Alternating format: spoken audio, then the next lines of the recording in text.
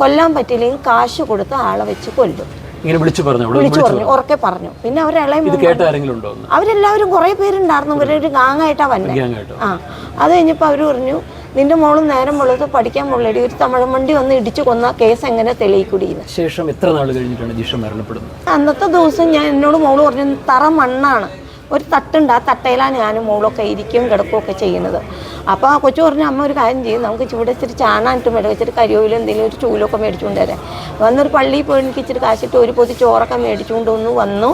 അത് ഉണ്ണാന്ന് കോർത്താണ് ഞാൻ വീടിൻ്റെ അടുത്ത് വരെ ഇത്രയും ദൂരം. അവിടെ 3-4 പോസ്റ്റ് ഉണ്ട് ഇതുപോലെ.